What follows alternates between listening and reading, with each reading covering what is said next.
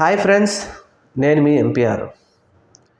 ఆంధ్రప్రదేశ్ రాష్ట్రంలో జరుగుతున్న పరిస్థితుల గురించి మన అందరికీ తెలిసిందే.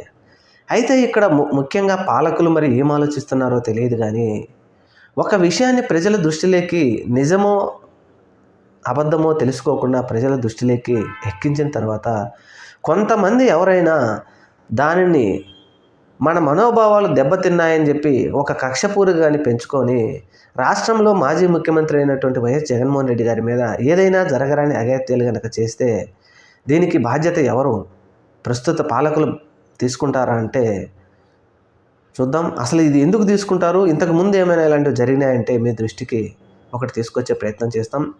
మన మాజీ ప్రధానమంత్రి ఇందిరాగాంధీ గారు దేశ ప్రధానిగా ఉన్నప్పుడు పంజాబ్లో ఒక పాకిస్తాన్ లాంటి ఒక దేశం మాకు కావాలని చెప్పేసి కొంతమంది ఉగ్రవాదులు అక్కడ దేశాన్ని విచ్ఛిన్నం చేయడానికి చాలా ప్రయత్నం చేయడంతో ప్రధానమంత్రి గారు బ్లూ స్టార్ అనే ఒక సంస్థను ఏర్పాటు చేసి దీని ద్వారా దేశాన్ని విచ్ఛిన్నం చేయాలనుకుంటున్నటువంటి ఉగ్రవాదులందరినీ ఏరివేయండి అని చెప్పేసి ఒక పెద్ద ఆఫీసర్ని అపాయింట్ చేసి వారందరినీ ఏరివేసే ప్రయత్నం చేశారు.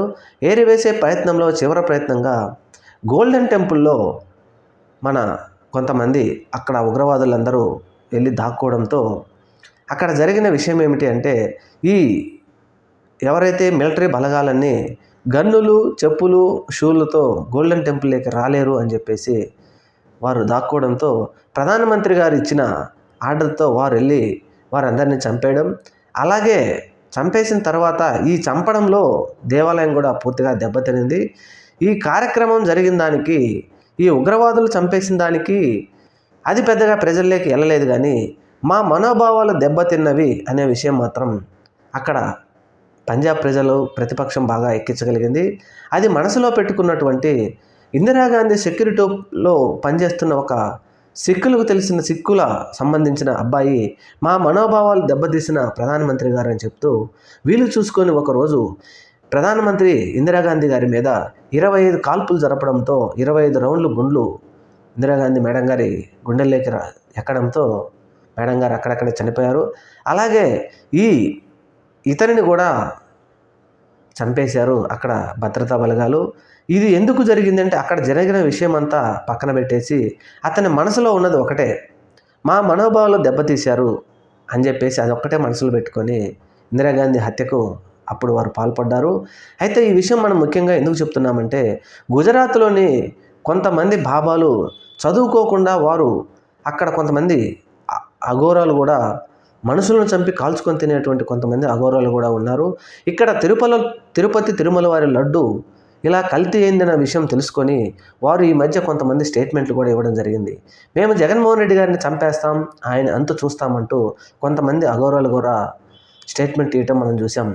అటువంటి వారు ఏదైనా ఒకటి మనసులో పెట్టుకొని అక్కడ నిజ నిజాలు తెలియకుండా ఇక్కడ ముఖ్యమంత్రి గారు కానీ పవన్ కళ్యాణ్ గారు కానీ అక్కడ నిజం జరిగిందా అబద్ధం జరిగిందో తెలుసుకోకుండా ఒక మాట చెప్పేయడంతో ఇలాంటి వారు ఎవరైనా మనసులో పెట్టుకొని రేపు చేయరాని అఘాయిత్యం కనుక ఏదైనా చేసి జగన్మోహన్ రెడ్డి గారి మీద ఏదైనా జరిగితే మరి దీనికి బాధ్యత ఎవరు వహించాలి?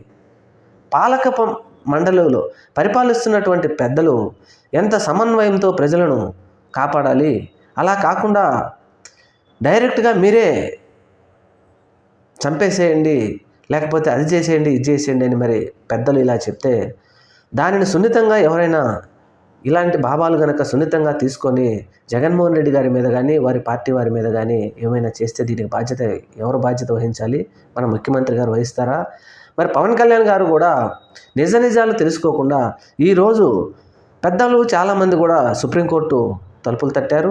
మరి నిజ నిజాలు తేల్చడానికి సిబిఐ వస్తుందా అంటే సిబిఐ అవసరం లేదు, ఏదో సిట్ వేస్తామంటున్నారు. నిజ నిజాలు తెలుసుకోకుండా దీని అంతటి ఇలాంటి మాటలు మాట్లాడటం వల్ల చాలామంది భక్తుల మనోభావాలు దెబ్బతింటాయి. ఇలాంటి కోట్లాది మంది మనోభావాలు దెబ్బతినడంలో ఎవరో ఒకరు కనుక పర్సనల్గా తీసుకొని దాని వలన ఎవరి మీదైనా హత్యాయత్నం చేయడం కానీ వారిని చంపేయడం ప్రయత్నం కానీ చేస్తే దీనికి బాధ్యత ఎవరు వహిస్తారని చెప్పేసి చాలామంది నెటిజన్లు ప్రశ్నిస్తూ ఉన్నారు. ఇది ముఖ్యంగా పాలక పెద్దలు మాత్రం ఖచ్చితంగా గమనించవలసిన విషయం.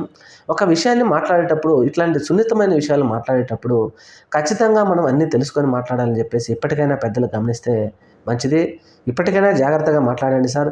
అందులో నిజాలు జరిగాయా లేదా అనేది నిగ్గు తేల్చి ఆ తర్వాత ప్రజలకు చెప్పే ప్రయత్నం చేయండి. కానీ అలా కాకుండా ఇలా ఉంటే మాటలు మాట్లాడి మన రాష్ట్ర ప్రజలనే కాకుండా ప్రపంచంలో ఉన్న భక్తులను కూడా రెచ్చగొట్టి జగన్మోహన్ రెడ్డి గారి మీద ఏదైనా జరగాలనే ప్రయత్నం చేస్తున్నారా అని కూడా నెటిజన్లు ప్రశ్నిస్తూ ఉన్నారు.